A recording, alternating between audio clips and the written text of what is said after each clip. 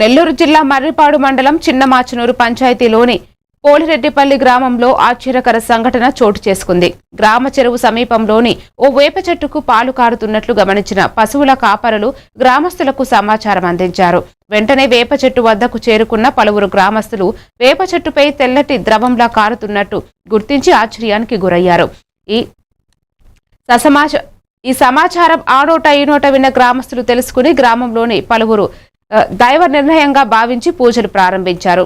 విషయం చుట్టుప్రక్కల వ్యాపించడంతో పెద్ద సంఖ్యలో ప్రజలు అక్కడికి చేరుకుని ప్రత్యేక పూజలు చేశారు.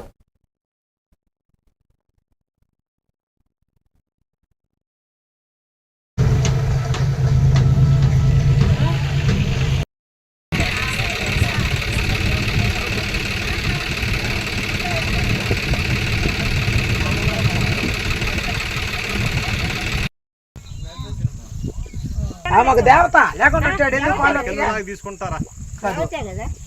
మాకు దేవత లేకుంటే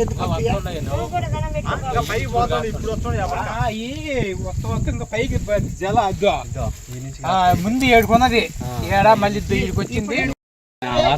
నోట్లో పెట్టుకుంటా పాలు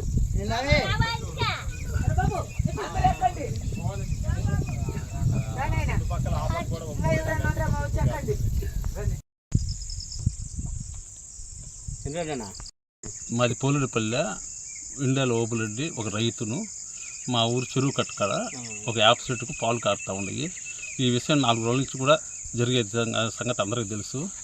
భక్తులందరూ వచ్చి టెంకాయలు కొట్టుకుంటా చెట్టు చుట్టూ తిరుగుతూ చేస్తూ ఉండరు.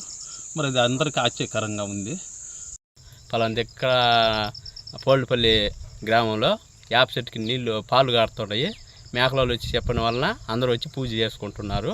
అందరూ వచ్చి గ్రామంలో ఉండాలి, అందరూ వచ్చి పూజ చేసుకోవాలని కోరుతున్నాను.